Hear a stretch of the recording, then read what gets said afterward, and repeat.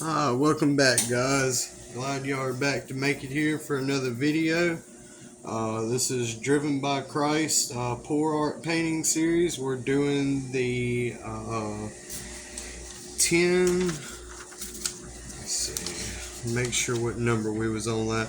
The 10 Positive Teachings of Jesus Christ. We did number 1 last time. Number 2 is going to be from Matthew. Do unto others as you would have them do unto you. This teaching is often called the Golden Rule, a powerful way to guide yourself in your actions towards others. It is the idea that if we want others to treat us with kindness and respect, we should treat them the same way. This shows us the importance of empathy and compassion.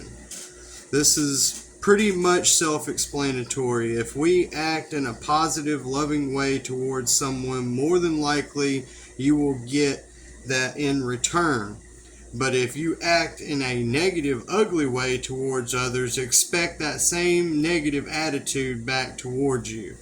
Be understanding. Some people don't know how to accept this loving attitude because it was never shown to them. Give them time, flood them with love and positive emotions, and eventually they will change and start showing it back in the best way that they can, which may not be very much at first, but something is better than nothing. Gives them something to grow on. Alright, so on our last poor art, we had, and I want to go ahead and apologize for the videos being sideways, but thank God we only got 2 of them that ended up like that. So I got my camera right, kind of new to this YouTube stuff, so we're going to do another black light pour, but instead of doing a black background, we are going to use a white. We noticed that we had some problems last time with a black background. The colors wasn't very, they were too transparent. They made the colors really, really dark. So hopefully this time, they looked amazing in the wet pour whenever it was wet, but whenever they dried, it didn't look as good. But if you put it up to a bright light, it kind of looked as good. But we're gonna try it with white this time and see what we get. So Jamie, go ahead and grab your little cup. That way we can we're going to do the exact same thing, same method, and we're not going to put so much coconut oil because believe me, whenever that painting dried, there was nothing but oil on top of it, and it's kind of difficult to get off, especially if you're trying to seal them. You also need to find your putty knife. Oh yeah, Jamie always. It's not there. Jamie always telling me about stuff I forgot. Yeah, this is another important tool. That way you can scrape your surfaces and all of that. Right. But anyways, let's get started with this art. But I mean, last time the colors were so great. It's actually the background on my phone right now. But let's not keep it waiting. Let's get it going. So I pre-mixed some white this morning.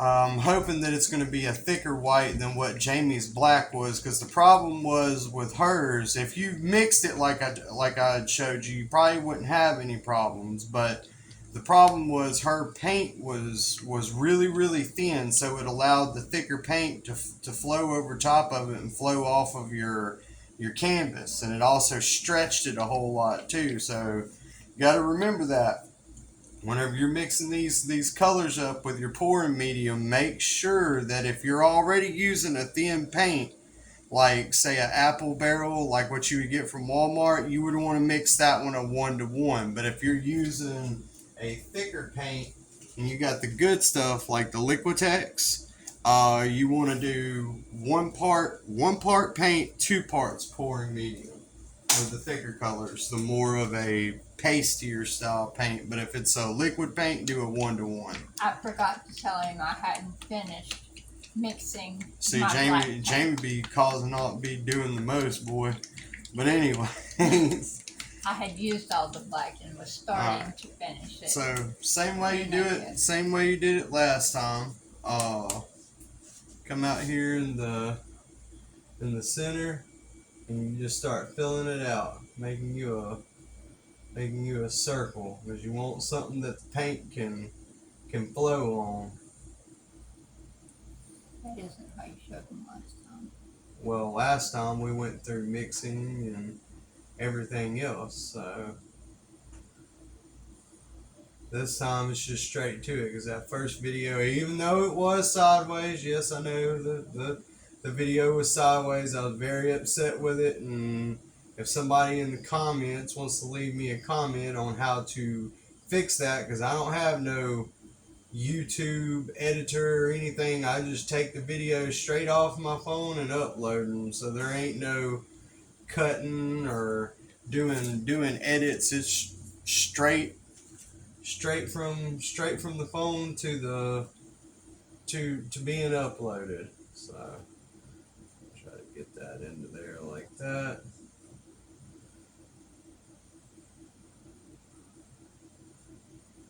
Make sure we got enough, because we want it to flow to them corners for sure. It always runs over the side pretty easy, so I'm not really worried about that part. We don't want to put too much base down, because then all your paint will slide off too. And we got some bubbles in here. Of course. I know. There's the coconut milk. Let's see, there's the torch. Alright, same thing. Don't get crazy with the yeah, you can see the bubbles popping. I think you'll probably be able to see it better now that I'm actually using the camera right this time, instead of it being wrong and flipped the wrong way. But anyway, so what we'll do is we'll take this cup, we'll do a mix match of colors. We used 6 ounces of paint last time, so we'll do 3 ounces of mixture, various colors, and then we're going to put the coconut oil one time, then cover that up with another mixture of 3 different colors. Go ahead and see, because it's already trying to flow over the edge. We're going to go ahead and get it going there. Alright, bring your paint back to the middle. It's already flowing over one side. Might as well give it some help. Get it over the rest of it. And we'll stretch it back to the center again.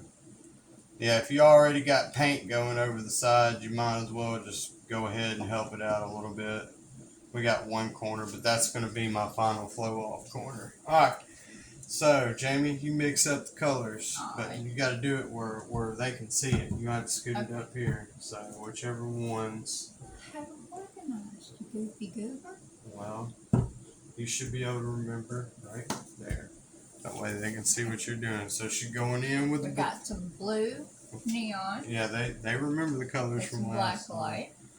These are all black light colors, so if you make these pour art paintings, now I haven't stuck my other one up underneath the black light yet, because I haven't had a chance to get the oil off of it and get it covered up And then it was with epoxy. orange, yellow, blue light neon.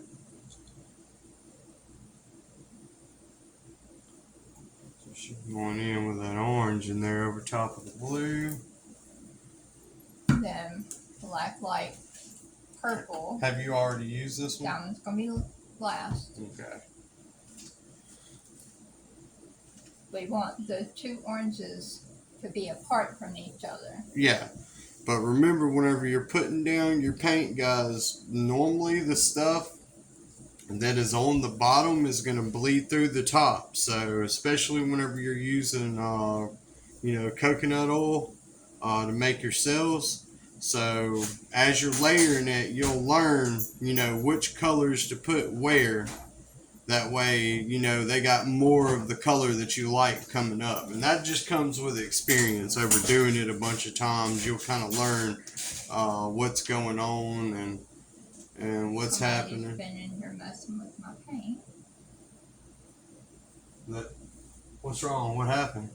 They wiped off my label. I hope that's the right paint. It is. Okay. Because it come from the same area, so. Black light neon green.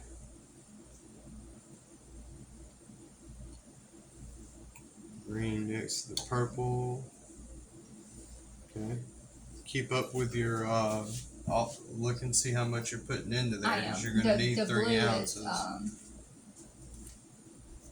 You got a lot of yeah. blue in there. It's just Okay. pulling it up. Oh, okay. I was supposed to And say, then make black sure light you neon yellow. try to even your colors out. The reason why we I am. no, I'm not talking to you. My bad.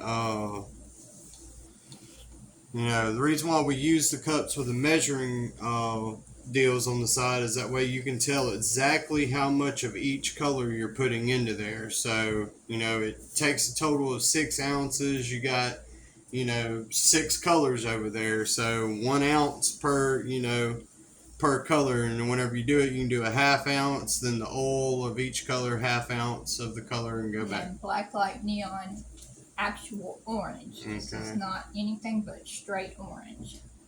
Well, it kind of shows red whenever it glows up underneath a black light because of the intensity of the colors. All right, and then we're gonna go with some coconut oil. Let's see, put 1. That's enough. There you go. Because we put 6 Couple in of it drops. last time. Couple of drops. Go ahead and start And putting that's it not in there. quite 3 ounces, but it's going to be close enough. Yeah, go ahead and then this time we're going to go a little bit different. That one's going to be last. Moving it around a little bit. It's good to stagger your colors. It gives you more of a robust colors, like you got more of a mixture basically. But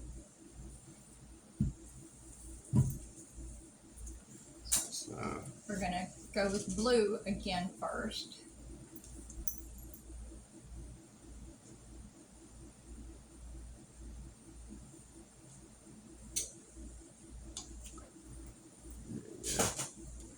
yeah, it's showing good. You're good, Jamie. They can't even see you on the camera. It stops right at the edge of the table. That's fine with me. But they can hear me.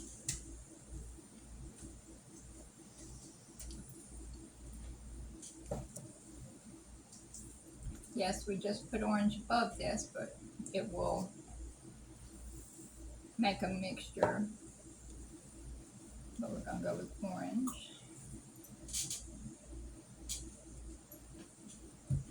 Green.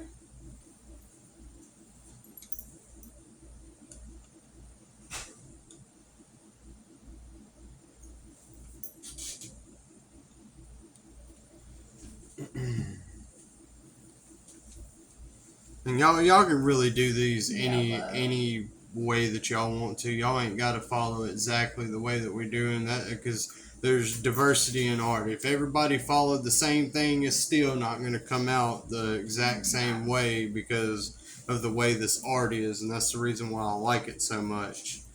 Is you could sit there and follow somebody exactly everything that they're doing, but with fluid arts, it's always going to come out different. There's no way of controlling it.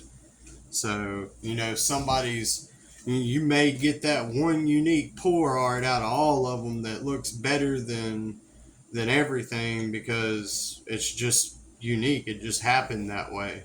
And purple.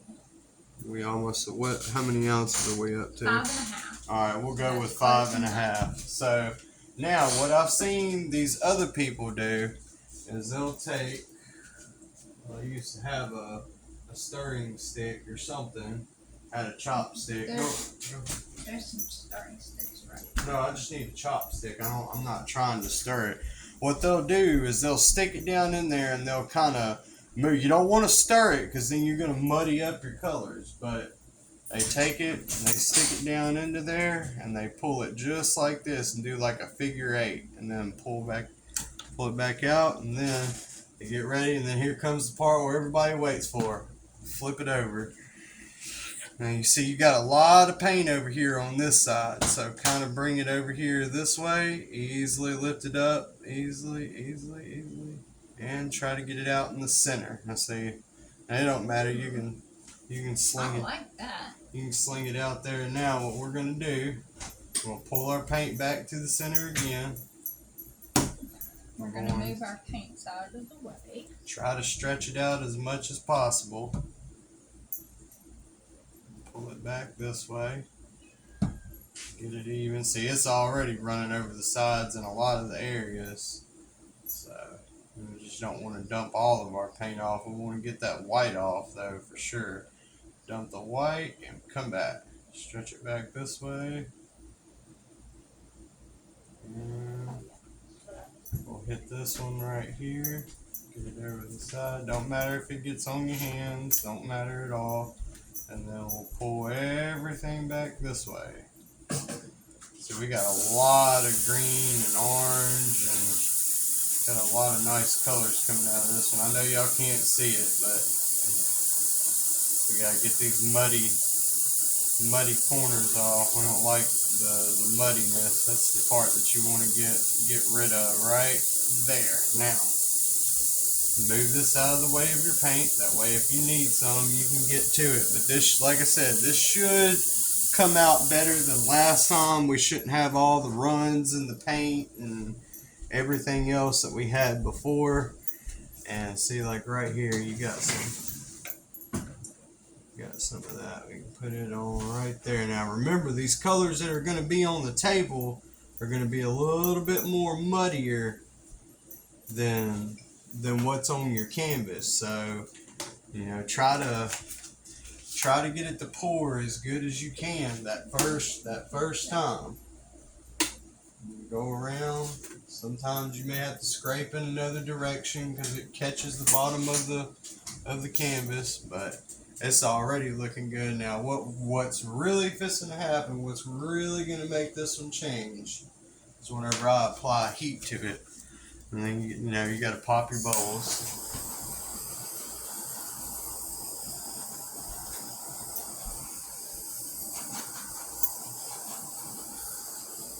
And there's your sails. There are, and then that's it. We'll let them sails grow. There's a lot of paint left in there. Well, it'll be okay.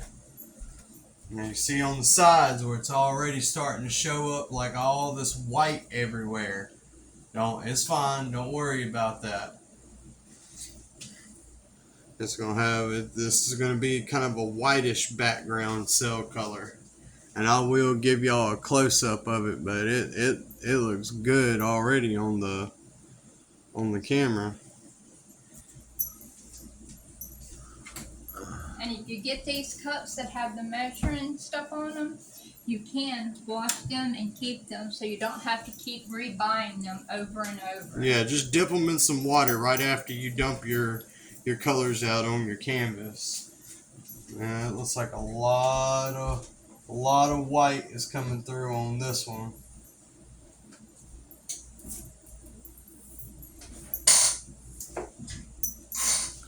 Let me see if I can't. See, it looks like crazy on the camera. It looks so good, but it looks better on the camera than it does actually looking at it. It's not what I had pictured, but hold on just a second. We got one of our cats trying to break into here and tear up some more stuff. That's the reason why our table cover is destroyed right now, is because the cats keep coming in here and tearing it up. But let me see if we ain't got no bubbles on here.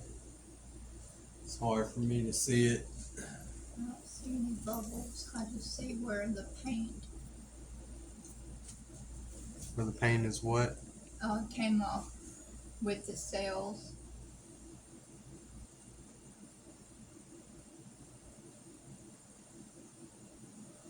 So you scoop up some of that purple right there. You can probably add it into an area that don't have anything.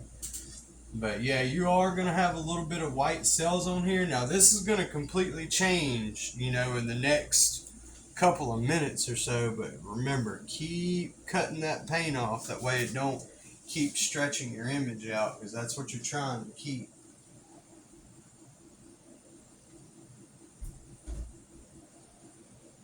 Just like that. Wipe it off on the table. Whatever, that's the importance of having this. And we're going to probably end up doing another one today. We're just going to let this one go and see how it's coming out. But I'm going to actually take the camera off of here and I'll get a close up, but this thing is going to be kind of hard to do. Hold on, let me see if I can get it out of here. Oh, all right. I'm going to turn up the light a little bit better where y'all can see it. Sorry about all that camera shaking. I don't got all that special equipment, but we're going to brighten this up a little bit. And there's your close-up of it. You can already see the blues coming in, the purples coming in really good there.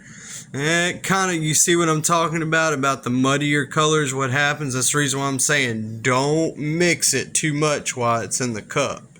You go to stirring on it too much, it'll ruin your colors. It'll look like brown almost. But there shouldn't be too many white cells coming through, hopefully. Most of the neon colors will stay, and since we got a white background, the colors should brighten a little bit instead of darken, since there is a white background color. But we'll see how it does here in a little bit. Alright, let me get y'all back up in the thing again without messing with the camera somehow and changing settings. Alright, let me get it back angled right. Here we go. But yeah, that's gonna be our black light over white. I still like the black one better. Of course, this one ain't dried yet, so I don't really know. You really don't know what the outcome is until they dry. So, but it looked really good. It's got really bright colors in it now. I just wish it didn't muddy up so much. I think what we're gonna do is we're gonna cut that. We're gonna cut this one out from now on. We're gonna take this one because it seems like this one, this color, and the yellow is what's creating the problems. So we may try a different one, leaving those colors out and seeing how it turns out. But anyways, I'm trying to think if there was anything else that I needed to add. Oh, whenever you're drying these, if you got them in a place, even though you feel the oil on top of it, don't mess with it. It took mine about 3 days to dry in the oven. So just let it sit into there. Don't let nobody mess with it or move it, because the first day it's its most fragile. You got to be really careful with it. Run over it again, make sure all the bubbles are up out of here. But and ours did still have a few bubbles in it. Yeah, even after 3 days, some bubbles had come up, but we didn't really shake or mix any paint today, because the day that we mixed up the paint, I knew it was going to have bubbles in it. But now that we don't, do you mind getting me some water, please? Of course. Now that we, that the paint is done settled for 3 days, we had it good, well mixed, and I made some new white today. That's the reason why a lot of the white is kind of coming through the canvas, which some people may like white better than having a black background. We just wanted to give it a try and see what it would do, but most. Mine, I don't put a background. Yeah, Jamie just dumped straight colors on hers, which you got to use a lot more paint whenever you do that, because you got to flow that paint to the sides. What that underbelly of paint is just really just, something for your colors to glide on, to slide off with. That way you're not having to use so much paint and it's rolling your design up underneath your ink. That's what it's put out there for. But we hope you like the pour. After all these get done, I get all the oil off of them and get them dried, and this is what we cover our paints with, and I use the same thing. It's everything you can get at Walmart. It's Varathane triple thick polyurethane. Make sure it is clear gloss. If you can get something that's clearer than gloss, go for it. That's what you want. But the polyurethane protects it from say if you hang your photos or your paintings up on the wall and they get dusty over the years, you can literally take a wet rag and wipe them off and not have to worry about damaging the painting. Like, we got a painting in our room that my dad painted. It's of the crucifixion of Jesus, and I would have to show Jamie. Go grab that real quick. We'll show him while we're in the video. Now, you have to understand, my dad has the same eye condition that I do. He has keratoconus, except for his is far more worse than mine is.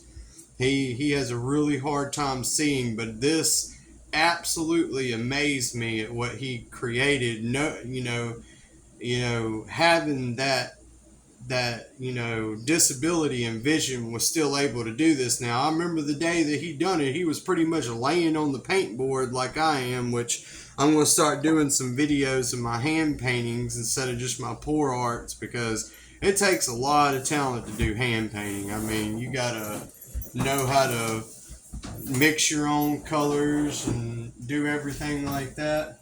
Here you go, let me see it. His dad gave this to me the first time I ever met him. But that is the picture that my dad done. And this is acrylic. Acrylic paint. Same stuff you get at Walmart. But the thing is, it's not coated. So whenever I went to wipe the dust off, the acrylic paint started dusting off with it. So we got to get this thing covered up to keep the paint on the canvas, because it will dry out and come off like a dust. But I kind of wanted to show y'all that, looks like you're looking up into a sky that's spinning. I don't know, it just draws you in every time you see it. But yeah, you can see down here in the bottom corner, it's got my dad's name on it. So It's got it on the back as well. I think, Jamie said he's got it on the back. But this is probably going to be one of his most famous paintings, and I'm going to actually try to redo it, doing my own colors and seeing how I can't get it to turn out, since I got a little bit better vision than he does. But it's a really important painting for all of us. That one is. It hangs up above our bed in our room. It's a good reminder that, Jesus did the ultimate sacrifice for us, especially if you take him in as your Lord and Savior. I mean, he can bring you back from anything. I know there's a lot of people that may end up watching this video that probably tell themselves, God, I did some horrible things, maybe some things that people don't even have ever heard of, and you think you can't be forgiven. No matter what you have done, if you turn around and you accept him as your Savior, and you believe in him, that he died on the cross, he rose in 3 days, and he went back, he reunited with his family shortly before he was reunited with our Heavenly Father in heaven, God, then you can be forgiven. Don't ever think you done something so wrong you can't be forgiven. Now, what you've done wrong may have landed you in a bad place, and, I'm pretty sure that a lot of people in prison think, what I've done, I'll never be accepted. Well, whenever I was younger, I had a family member that, he wasn't my directly family member, but it was my son's great-grandfather. It was his daughter's, or his mother's father. He was in Angola, and, I ain't gonna get into the story of why he was in there, but either way, he ended up becoming a ministry person while he was in prison. He started teaching other prisoners about Jesus and his teachings, and that's what he did in his last days. So I'll know for a fact whenever we leave here, even though he may have done wrong, in the end he pulled himself out right. Just don't wait till it's too late, guys. We're getting close to the end times. I mean, if you read your Bible, you can see everything, that all the crazy weather, the rivers are drying up. There's famine in food. People are going crazy at the stores. It's a sign, but don't get freaked out about it. If you if you believe and you do your daily praying, I pretty much pray all the time. Like I probably aggravate with how much I pray, but it's actually not. The more you pray, the more, happy our God is. So if you got time to pray, don't matter where it is, any place, anywhere, you do it, even if it's in your head. You're praying in your head. Pray for somebody else. The Lord knows the world needs prayer right now.